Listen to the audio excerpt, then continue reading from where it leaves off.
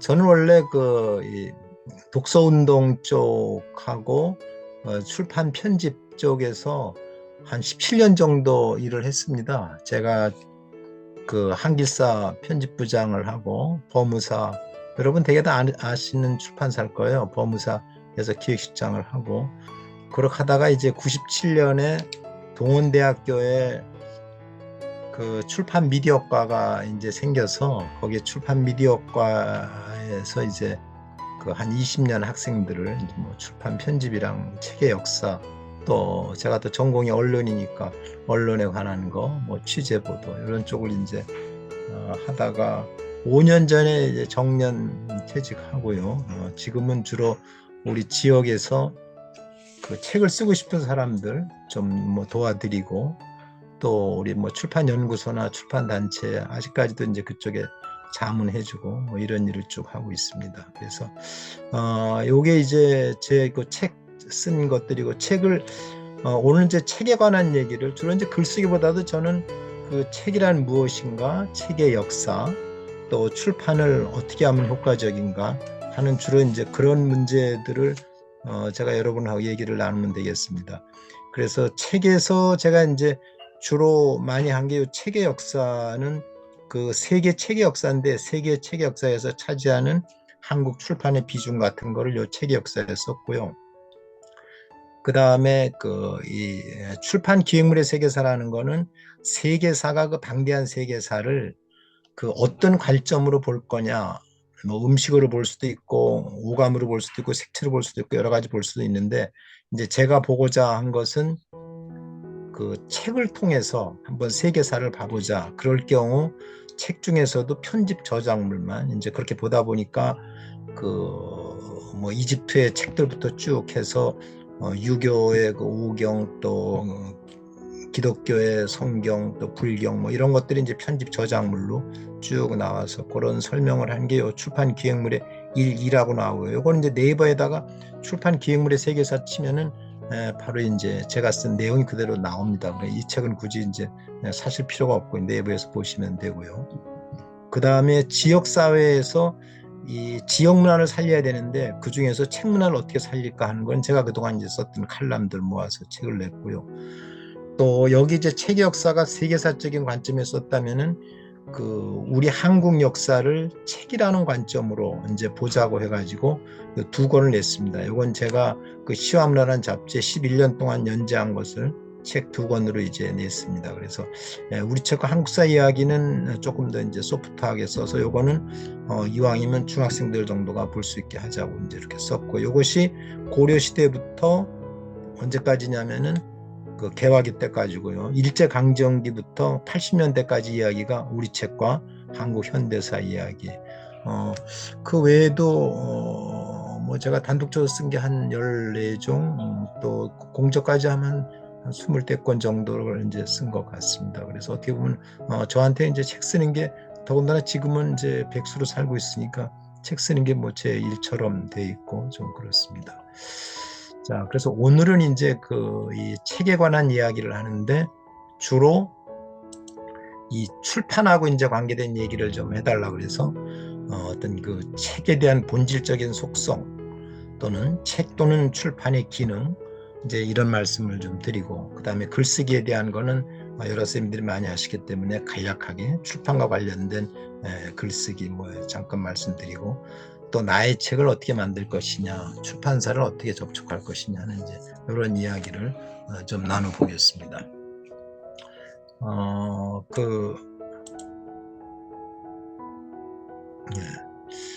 그래서 책이라는 것은 이제 어디까지나 독창적인 원고를 바탕으로 한 창작물이란 말이에요. 여기서 독창적이라는 게 굉장히 중요해요. 그러니까 자기만이 할 수 있는 거. 물론 세상에 태양 아래 새로운 건 없다 그러지만, 그래도 그 속에서 여기에서 독창적이라는 건 두 가지입니다. 내용의 독창적이기도 하고, 또는 형식의 독창적인 것도 지금은 이제 독창적인 원고로 봐주고 있거든요. 그래서 이런 독창적인 원고를 바탕으로 한 창작물이고, 근데 우리가 역사를 살펴보면은 고대에서부터 책은 매우 그 아주 진귀한 존재로 이제 그렇게 했어요. 심지어 고대에서는 문자 자체에 주술적인 힘이 있다고 봤기 때문에 그 주술적인 힘을 지닌 문자를 모아놓은 거, 그 책은 굉장히 진귀한 걸로 여겼고요. 이거를 이제 서양에서는 뭐라고 얘기를 하냐면 책이 진귀한 것은 로고스를 품고 있기 때문이다, 이렇게 설명을 하더라고요. 그러니까 로고스라는 게 뭐냐면은 세 가지입니다. 첫째는 신의 섭리, 두 번째는 섭리를 이해하는 이성, 세 번째는 섭리에 대한 표현. 이래서 이것은 이제 교회 다니신 분은 알겠지만은 그 왜 성경에 태초에 로고스가 있었다, 요한복음 1장 1절이지 않습니까? 여기에 로고스는 신과 함께 있었으니 로고스는 곧 신이다. 그래서 기독교 초창기 1880년대 여기 들어왔을 때는 이 도라고 번역을 했어요. 이 도라고 번역했을 때 섭리, 여기에 이제 강조를 했겠죠. 그 다음에 그러다가 후에는 말씀이라고 번역됐고, 그 영어 성경에도 워드라고 이렇게 이제 돼 있죠. 이건 뭐냐면 표현된 섭리, 이제 그쪽으로 이제 가는 거죠. 그래서 어떻게 보면은 결국은 이 표현된 거 어떻게 표현하느냐 하는 게 그게 이제 책이 되겠습니다. 그래서 그 신라권을 쓴 저자 유명한 시인 밀턴은 뭐라 그러냐면 사람을 죽이는 자는 신의 형상인 이성적인 창조물, 그러니까 만들어낸 거를 이제 죽이는 건데, 이 좋은 책을 파괴하는 자는 이성 그 자체를 죽이는 자라 그래요. 그러니까 신의 형상, 이성이 신의 형상인데 그 신의 형상 그 자체를 죽이는 것이니까 사람을 죽이는 것보다도 책을 파괴하는 자가 더 악하니다 하는 이제 이런 얘기를 그 밀턴이 한 바가 있습니다. 사실 이거는 이제 동양도 마찬가지더라고요. 동양 사회에서는 책이란 건 뭐냐? 성인의 가르침을 담아놓은 그릇이라고 봐요. 그러니까 똑같습니다. 그러니까 거룩한 이의 가르침을 담아놓은 거다. 이게 이제 어떻게 보면 이제 그 책의 본질적인 속성, 책의 태초, 책의 기원이라고 할 때는 책은 성인의 가르침이라는 거, 이건 이제 마찬가지였더라고요. 그래서 에스카르피 같은 분은 이제 이런 그 책에 대한 그 숭배가 왜 나오느냐 하는 거를 빵에 대한 숭배와 비유를 하면서 쓰더라고요. 그러니까 어떻게 보면 이제 인류가 처음에 수렵 생활할 때는 언제 음식이 생기는지, 언제 내가 굶어 죽지 않은지를 모르다가 이제 농경 사회에 들어가면서 곡물을 생산하고 빵을 생산하고 그 밥을 만들어 먹을 수 있으면서 어떤 굶주림과 대항해서 원시인들이 위대한 승리를 거뒀다는 거예요. 그렇기 때문에 빵이라는 것이 굶주림에서 인류를 해방시켜준 그런 노동이나 생존이나 이런 거하고 똑같이 어떤 그 성찬의 상징이 되었다고 이제 그런 얘기를 합니다. 이거는 왜 빵과 포도주를 떼고 이것이 나의 피요 나의 살이다 하고 있지 않습니까? 그만큼 이제 빵이 신성시 됐다는 얘기를 이 에스카르피가 하고 있는데, 마찬가지로 이 빵의 신성성과 함께 책도 무지와 예속에 대항해서 싸운 고대인들이 이룩한 위대한 승리라고 이제 이렇게 보고 있습니다. 사실 저는 그 인류 문명하고 책과의 관계를 볼 때, 그러면 만일 책이 없었으면은 이 인류 문명이 가능했을까? 책이 없었을 경우 한국 역사가 가능했을까? 세계 역사가 가능했을까? 이렇게 보는 거예요. 또 책이 없었을 경우 위대한 종교인 기독교가 나오고 위대한 종교인 불교가 가능했을까? 가능하지 않았다고 보는 거죠.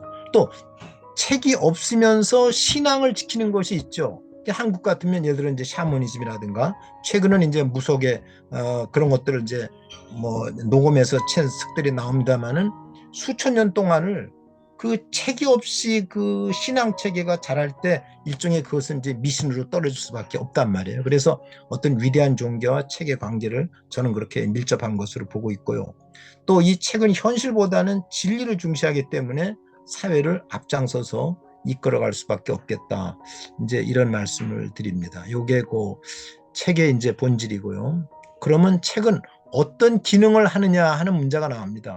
그래서 우리가 이제 제가 그 언론학을 배울 때 늘 이제 하는 게 뭐냐면은 책이 이게 매스미디어냐 아니냐 갖고 늘 그 논란이 돼요. 왜냐하면 불특정 다수한테 보급된다는 측면에서는 이게 매스미디어인데, 그 반면에 예를 들어 텔레비라든지 신문은 그냥 어떻게 보면 이거는 뭐 보는 거 아니에요. 그냥 본단 말이에요. 뭐 그 신문도 읽는다기보다는 본다.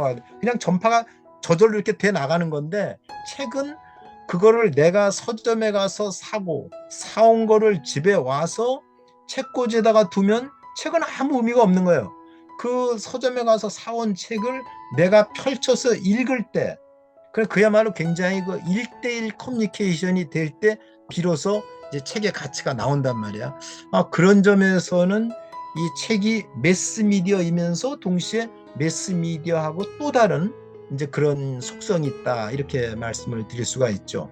그래서 제가 이제 말씀드릴 것도 우선 책의 기능이 매스미디어에서 기능이 있고, 그 다음에 책의 이제 이 독특한 기능, 그것이 요 다음에 요 이제 2번, 3번, 4번이 이제 그렇게 보는 겁니다. 우선 1번부터 설명을 드려보겠습니다. 환경 감시, 이거 제가 지금 말하는 건 이제 언론학이에요. 그 환경 감시, 이때 환경은 자연 환경, 물리적인 환경, 정치적인 환경, 경제적인 환경, 이런 모든 환경을 이제 감시하고, 만약 이제 신문이 없으면은 뭐 그야말로 뭐 뇌물 먹은 놈, 나쁜 짓 한 놈, 뭐 다들 이게 뭐 드러나지도 않을 거 아니에요. 비로소 이제 언론이 있어 드러나듯이 매스미디어의 기능이 그것이고요. 그 다음에 사회 각 부분의 갈등이나 이런 걸 상호 조정하면서 그 여론을 형성해주고, 또 뉴스나 정보의 의미를 해설해주는 이런 게 이제 매스미디어의 기능이고요. 그 다음에 세 번째가 사회적인 문화적인 이제 유산을 전달해 주는 거죠. 그 다음에 오락 기능. 다섯 번째는 이제 그 동원 기능. 전쟁이 난다, 우리가 옛날에 뭐 금모으기 하자, 뭐 하자, 마스크를 꼭 쓰자, 뭐 이런 것들이 이제 이 매스미디어가 있기 때문에 쉽게 가능해지는 거죠. 그래서 그게 이제 동원 기능이 되겠습니다. 자, 그 다음에 여기 이제 지금 말씀드린 게 매스미디어로서의 기능이고요. 그 다음에 문화의 창조, 전달, 보존, 여기에 가장 유리한 게 바로 이 그 출판이라든가 이제 책이 되겠습니다. 어떻게 보면 신문은 이제 전달 쪽에 이제 강조가 되죠. 정보를 전달하고, 텔레비전이라든가 이런 게 된다면은 그 만들어내는 거, 예를 들어 영화를 하려도 뭐가 있어야 돼? 시나리오가 있어야 된단 말이에요. 연극을 하려도 시나리오가 있어야 되고, 음악을 하려도 곡이 있어야 되고, 가사가 있어야 되고, 어떻게 보면은 이 출판이라는 것이 문화 창조였던 핵심 기반이다, 이제 이렇게 말씀을 드릴 수가 있고요. 그 다음에 이제 교육의 기능은 오늘날 그 이 학교 교육과 사회 교육에서 둘 다 중요하죠. 학교 교육에서는, 학교라는 건 이제 교과서로 교육이 들어가는 거니까 당연히 뭐 더 설명드릴 필요가 없겠고요. 그리고 일반 사회 기능에서도 이 책에 갖는 기능, 그러니까 책은 텔레비전이나 라디오나 신문보다는 효과가 느리죠. 느린데 오히려 한번 책의 기능이라는 것이, 교육적 기능까지 깊이 있게 장기간 갈 수 있는 이제 그런 기능이고요. 그 다음에 역사 발전의 원동력이라고, 이거는 역사를 보면 그냥 다 나오더라고요. 예를 들어 서양에서 종교개혁을 할 때, 또 프랑스 혁명, 산업혁명, 미국의 그 노예 해방, 뭐 이런 거 할 때 그 책이 바로 아주 직접적인 영향을 끼치고요.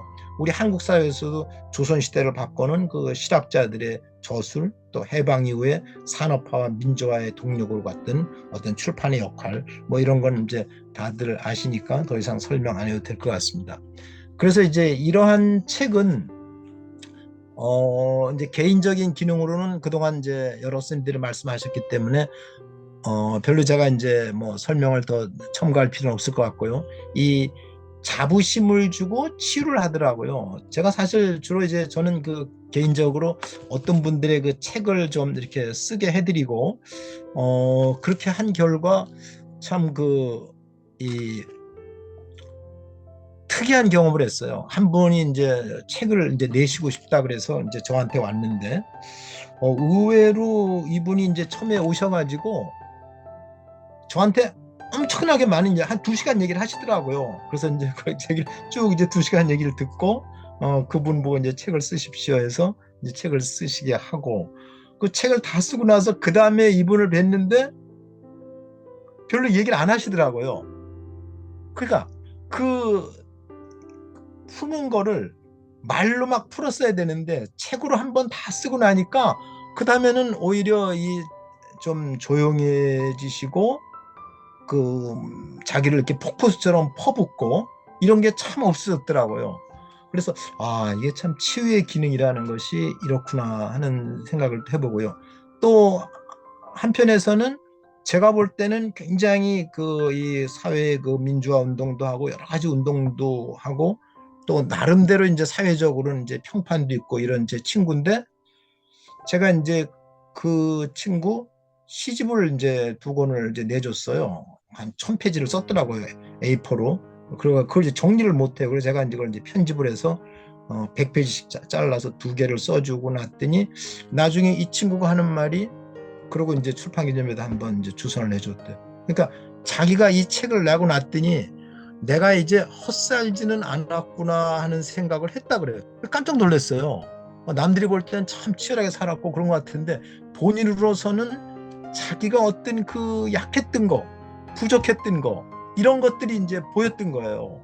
그래서 그게 구체적인, 그러니까 그 친구는 책을 한 번도 안 내본 거죠. 처음 책을 내본 거예요. 그래서 이게 다르구나. 이 책의 힘이라는 게 정말 치유와 자부심을 다 주는 것이구나. 이제 이런 생각을 또 제가 이제 해보게 됐습니다. 그 다음에 그 다음에 이제 이 책이라는 거 하고 여기네. 그 다음에 이제 이 글쓰기인데 제가 이제 저는 사실 이제 글쓰기를 뭐 강의하고 뭐 이러지는 이제 않습니다. 주로 저는 이제 출판이나 출판 역사, 언론 쪽을 이제 주로 제가 이제 맡아서 하는데, 근데 그 고등학생들이나 일반인들이 이 글쓰기가 너무 어렵다, 힘들다. 그래서 이제 그런 분들한테 제가 가끔씩 이제 자문을 해드려요. 그래서 이제 어떻게 자문을 해드리냐면은 예를 들면 이제 이런 겁니다. 글을 쓰는데 이제 저보고 뭐 영어나 중국어로 쓰라 그러면은 제가 글을 쓸 방법이 없죠. 영어나 중국어 잘 못하니까. 그런데 한국어로 글을 쓰라 그러면 한국인은 누구나 다 쓸 수 있어야 돼요. 근데 한국인이 한국어로 글을 쓰라 그러면 그걸 못 쓰는 거예요. 전 참 이해가 안 가는 거예요. 그러니까 이 글쓰기는 뭐냐면은 그 개인이 수다 떨기하고 똑같거든요. 자, 수다를 열심히 떨었어요. 열심히 수다를 떤 거를 글로 옮기면은, 요새는 또 녹음만 하면 바로 프린트 된 것도 있잖아요. 글로 옮기면은 이제 그게 이제 글쓰기거든요. 그러니까 말이 기호, 글이라는 기호로 옮겨진 거, 문자라는 기호로 옮겨진 게 글이거든요. 그러니까 말을 잘하는 사람은 당연히 이제 글을 잘 쓸 수밖에 없죠. 근데 이게 일치하지 않는 케이스가 굉장히 많더라고요. 그래서 이 말하기와 이제 글쓰기의 큰 차이점이 뭐냐면요. 말을 할 때는 그걸 이제 그 리던던시, 그 잉여라 그러는데, 이 중복이 좀 돼야 상대방이 쉽게 이해를 하고 또 재미를 느껴요. 근데 이 글쓰기에서는 중복이 되면은 완전히 글이 지루해져 버립니다. 그러니까 이게 뭐냐면, 글을 이제 어렵게 쓰거나 글을 이제 어려워하는 분들 특징이 뭐냐면은, 쓰라 그러면은 계속 중복을 해요. 그러니까 일종의 이제 그건 이제 말하듯이 한 건데, 그래서 그렇게 해 놓고 그 다음에 이 중복한 거를 다 빼버리는 겁니다. 중복한 거를. 그러니까 내용의 중복을 빼고, 그 다음에 글을 잘 쓰는 분들은 예를 들어 한 페이지에서 같은 단어가 한 개도 안 나와야 된다는 거예요. 그러면 예를 들어 끝났다도, 그러니까 끝났다는 상황 설명이 몇 번 할 수 있잖아요. 그러면은 끝났다, 종결했다, 마쳤다, 뭐 이런 식으로 이 변화를 주라는 거예요. 그래야 독자들이 이제 그거를 이렇게 스무스하게 이렇게 흐름을 잘 타서 읽을 수 있다고, 바로 이제 그런 겁니다. 그래서 이 말하기와 글쓰기는 같은 거지만 그 잉여를 뺀다는 거, 그러니까 글에는 잉여가 들어가면은, 그렇기 때문에 그 잉여가 들어갈 땐 항상 전술했듯이 앞에서 설명했듯이 이거를 꼭 넣는 거예요. 그러니까 내가 반복을 할 수밖에 없는데 독자한테 미안하다 하고 이제 그 얘기를 하는 겁니다. 그래서 앞에서 설명했듯이 요게 안 들어가고 그냥 들어가 버리면은 이게 이제 지루해지는 거예요, 글이. 바로 이제, 그리고 웬만하면 이제 그런 것도 이제 없어야 되고요. 바로 이런 겁니다. 그 다음에 이제 두 번째, 쉽게 쓰는 글이 좋은 글이라고 그러잖아요.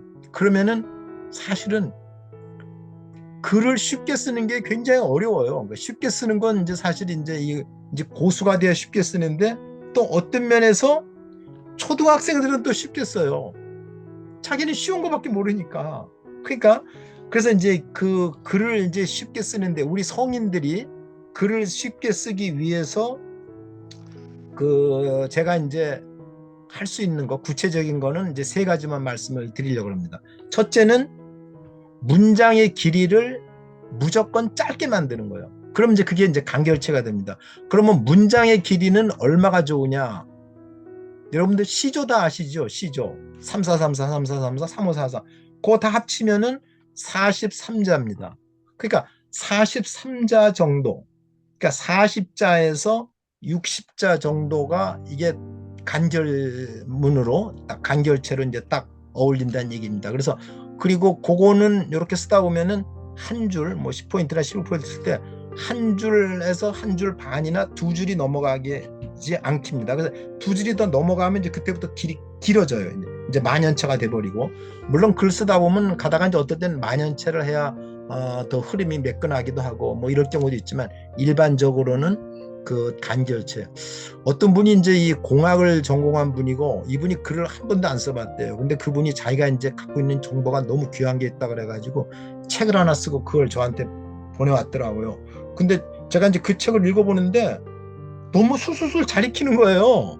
그래서 아니 제 선배, 아니 그 형님은 글쓰기 공부도 안 했고 그동안 한 번도 책을 읽어보질 않았는데 어떻게 이렇게 술술술 잘 익히는 글을 썼습니까? 하고 제가 이제 물어봤더니 뭐라 그러냐면은 무조건 짧게 끊었다는 거예요. 무조건 짧게, 무조건 짧게, 무조건 짧게 끊으니까 이제 그런 이제 간결체가 되고, 그러니까 어쨌든 글이 상대방이 이해가 안 간다, 어렵다, 이제 이런 건 안 나오더라고요.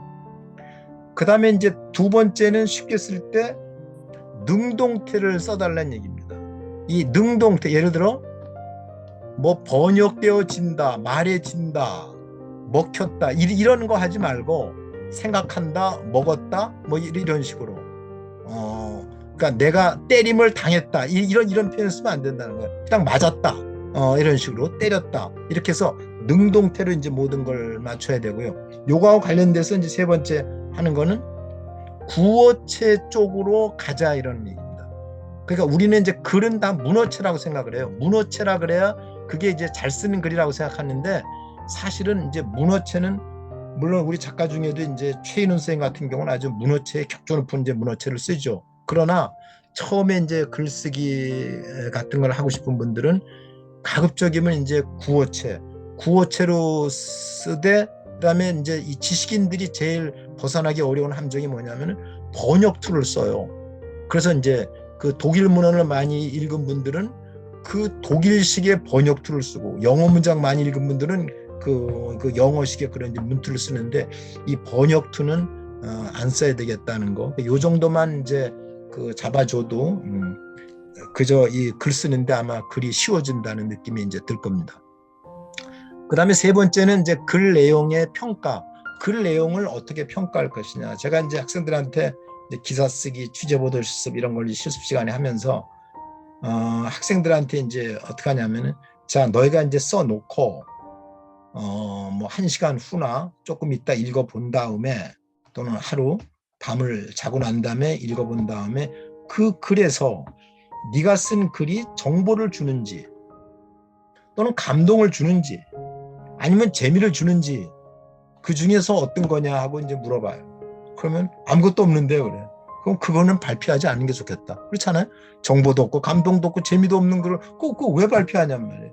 그리고 여기에서 한 가지, 두 가지 이상 되면 그게 이제 좋은 글이죠. 두 가지 이상만 되면. 세 가지가 다 되는 글도 간혹 있는데 이제 그건 뭐 굉장히 이제 드문 얘기일 거고요. 어쨌든 두 가지만 줘도, 정보와 감동을 주든가 정보와 재미를 주든가, 또는 감동과 재미를 주든가, 정보는 없더라도 뭐 이제 이런 걸 해서, 요것이 이제 내가 쓴 글을 내가 이제 평가해보는 이제 그런 작업으로 제가 이제 그 생각을 하는 겁니다.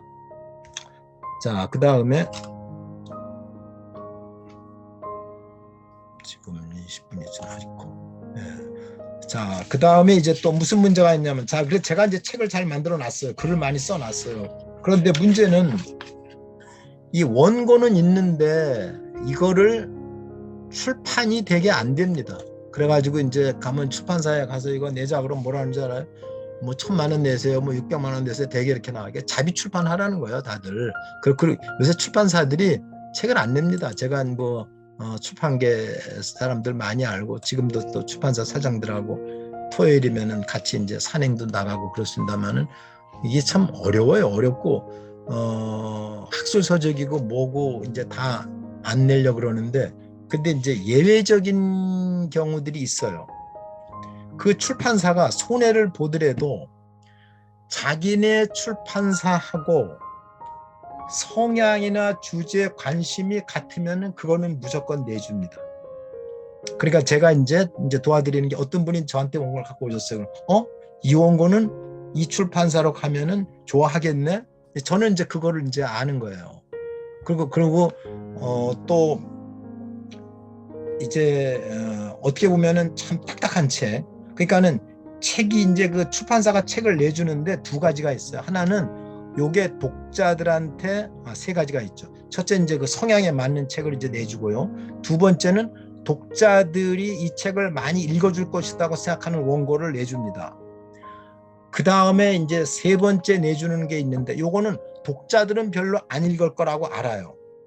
그런데 지금 이제 우리나라에 학술원이라든가 그 문화관광부라든가 이런 단체에서 그 선정해서 우수도서로 추천하는 책들이 있어요.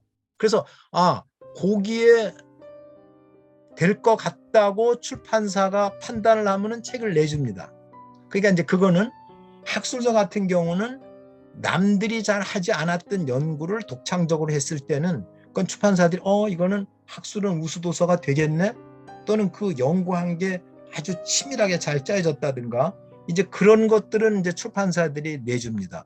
그래서 그거는 또 분야가 다 다르죠. 뭐 역사도 있고 철학도 있고. 그래서 내가 예를 들어 철학책을 또는 과학책을 치밀하게 잘 썼다 그러면 과학책을 많이 냈던 출판사, 또 그 과학책 때문에 그 우수도서로 선정이 많이 됐던 그런 출판사에다가 가져가면은 그건 또 내줄 확률이 많아요. 그래서 사실은 제가 개인적으로 제 책이 이제 학술원이나 이런 문광부 우수 학술도서로 이제 추천이 몇 권 됐기 때문에, 이상하게 제가 원고를 가져가면은 뭐 책을 안 내주겠다고를 안 하더라고요. 이제 그래서 이제 그런 것들, 그래서 그 특징을 잘 보시고, 그다음에 거기에 학술도 있고 교양도 있어요. 교양 서적들을 잡아서 내가 내는 것들이 과거의 그런 교양 서적에 요게 해당이 됐든가 참조하시면은 이제 그런 것들이 이제 가고, 그래서 이제 그런 것이 이제 이 출판사와의 관계, 그러니까 책 원고와 출간의 이제 거리를 제가 말씀을 드린 거고요. 그 다음에 이 책하고 이제 잡지의 차이점을 이제 말씀드려요. 책은 어떤 하나의 특정한 주제 또는 일관성, 그러니까 이제 체계가 중요해요. 그 목차를 짜면서 이제 그렇게 가야 이제 그게 좋고, 잡지 경우는 이제 다양하게 모든 거를 이제 다 막 풀어주는 거예요. 오히려 잡지책은 한 거의 아티클만 읽을만 해도 이제 독자들이 그 잡지를 산단 말이에요. 근데 책은 그것이 아니고 전체적인 일관성, 내 나름의 이제 일관성을 갖고, 그런데 그 일관성 갖고 쓰실 때 책을 처음에 쓰시는 분들의 이제 그 약점이 뭐냐면은, 그건 논문 쓰는 분들도 마찬가지더라고요. 제가 이제 석사나 박사 논문 쓰는 분들 이제 자문을 이제 그 인문학 쪽은 이제 제가 좀 해주는 편인데, 이분들이 하나의 논문에다가 모든 걸 다 담으려고 그래요. 그 컨텐츠가 이제 어마어마하게 많은 분들이에요. 그래서 그러질 말고, 그 예를 들어 이제 뭐 박사 논문 쓰면은 200자 원고지 한 600매, 석사 논문 쓰면 200자 원고지 350매. 그러니까 사실 350매가 워드로 뭐 70장밖에 안 되잖아요. 그 박사 논문도 한 100페이지, 120페이지밖에 안 되고. 그러니까 그 분야의 만큼을 가고, 또 책 한 권이 되려면 그 200자 원고지를 한 750매, 그 분량을 만들어 놓고, 그 다음은 또 2편을 내고 3편을 내고 이렇게 가면 되는 거예요. 그러면 이제 쭉 이제 가는 거예요. 저도 11년 연재했더니 이게 한 2,000매 나오더라고요. 1,800매가 나오더라고요. 그러니까 이거를 출판사가 쪼개자 그러더라고요. 쪼개자니까 그때 이제 어떻게 쪼개요? 결국은 시기별로 이제 쪼개서 이렇게 나오고, 바로 이제 그런 것들입니다. 그래서 요 일관성과 어떤 분량 이런 걸 찾아가지고 책을 내시면 되겠다. 또 나중에 이제 책 내고 싶은 분들은 꼭 맞춤형으로 제가 뭐 이렇게 도와드릴 수 있는 거는 도와드릴 수 있겠습니다. 시간이 거의 다 돼서 오늘 제 이야기는 여기서 마치겠습니다. 혹시 뭐 질문이나 의문 있으시면 얘기해 주시죠.